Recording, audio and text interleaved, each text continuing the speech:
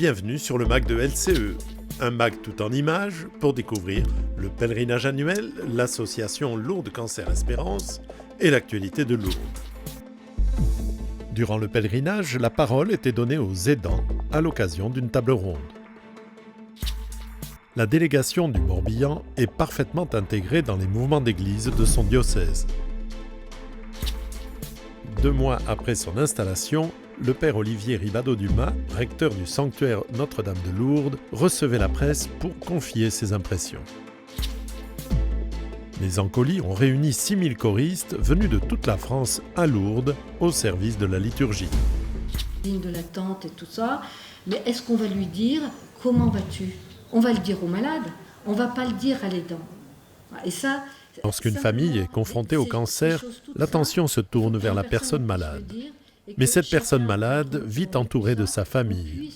Et souvent, les proches, appelés les aidants, vivent une période parfois très difficile à leur côté, oubliant jusqu'à leur propre santé.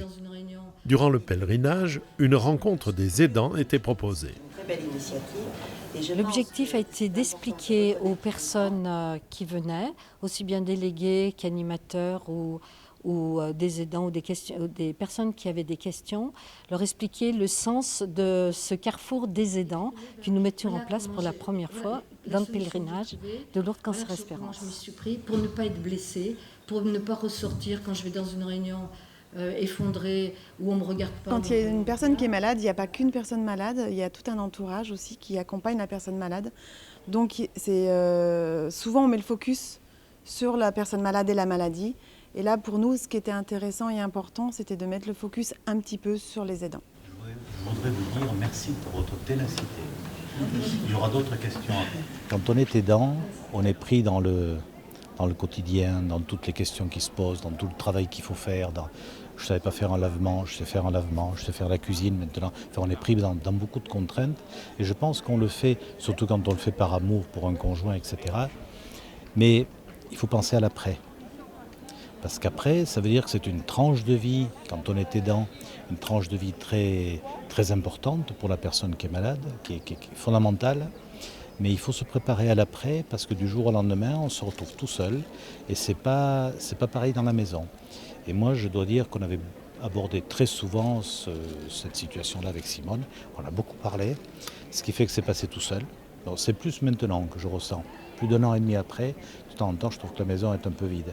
Mais il y a tout un tas de problèmes concrets qui peuvent se présenter. Ça serait bien qu'au niveau de LCE, on pense aussi aux aidants et à l'après-situation d'aidants. Voilà. Cette recherche de faire quelque chose pour les aidants a été très très appréciée et beaucoup de personnes attendaient pendant le pèlerinage de Lourdes Cancer Espérance un signe donné vers les aidants. Et je crois que ça correspond vraiment à une attente qui n'était pas exprimée ouvertement. On a peut-être été le haut-parleur, celles qui ont capté ce besoin et qui l'ont fait résonner. Moi, je dirais, je suis heureuse parce qu'on fait quelque chose pour les autres et ça a été très bien accueilli. Et je ne m'attendais pas à cet accueil. Ouais. La fin de la séance a été super. Et c'est vraiment pour eux qu'on le fait. Donc voilà, peu importe le nombre, l'important c'est que ça soit fait.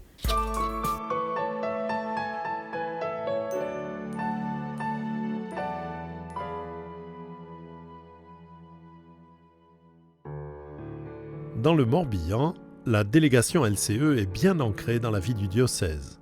C'est donc naturellement qu'elle participe à la grande journée diocésaine de la santé avec les autres mouvements d'église. Une belle occasion de faire connaître l'association et le pèlerinage. C'est le forum des associations de la pastorale santé de Vannes, pour tout le diocèse, pour tout le département.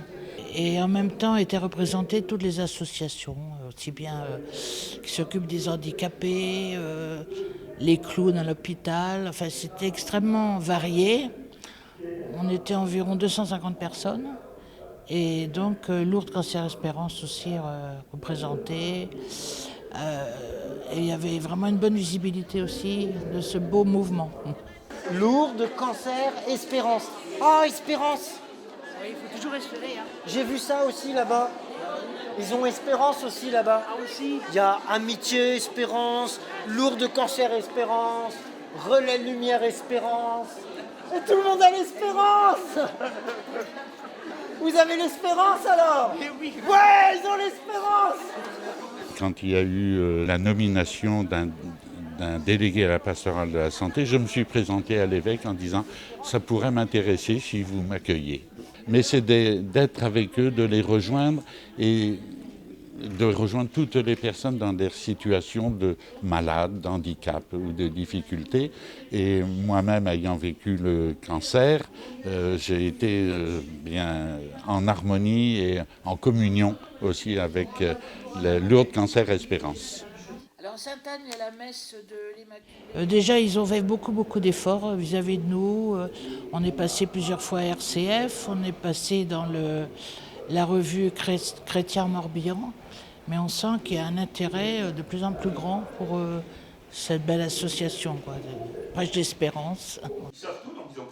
La journée était l'occasion d'une conférence du père Jean-Marie Onfray, directeur adjoint du service Famille et Société, chargé du pôle santé-justice à la conférence des évêques de France.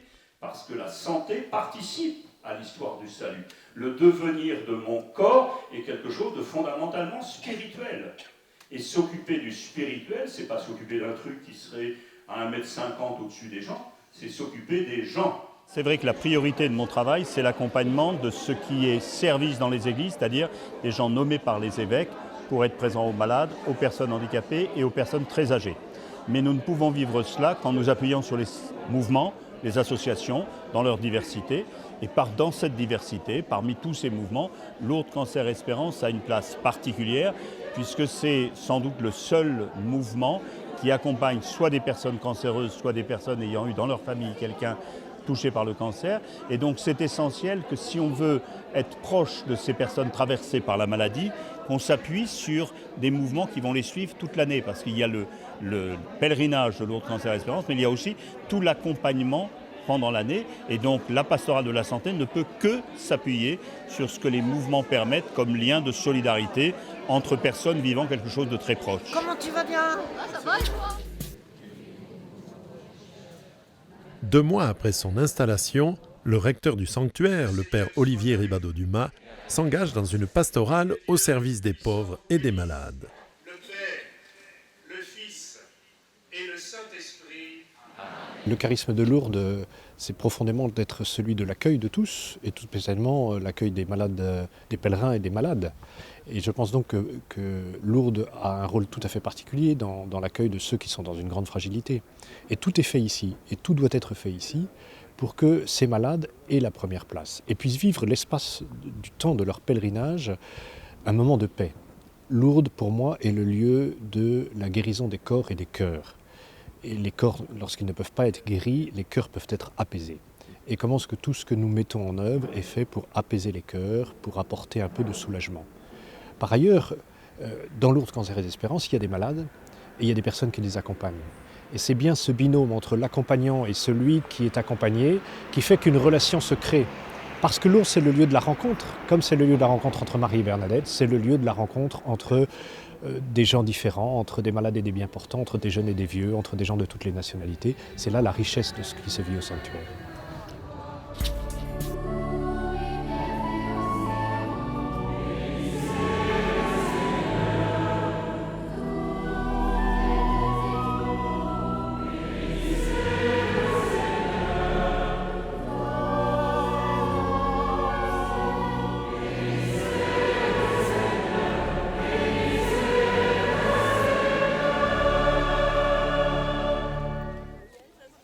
Tous les 4 ans, les Ancolies rassemblent à Lourdes près de 6000 choristes, venus de toute la France pour prier et chanter.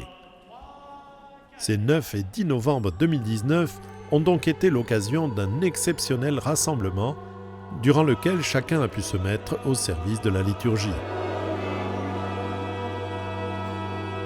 Merci. Et vous tenez, messieurs les ténors, vous tenez. Alléluia.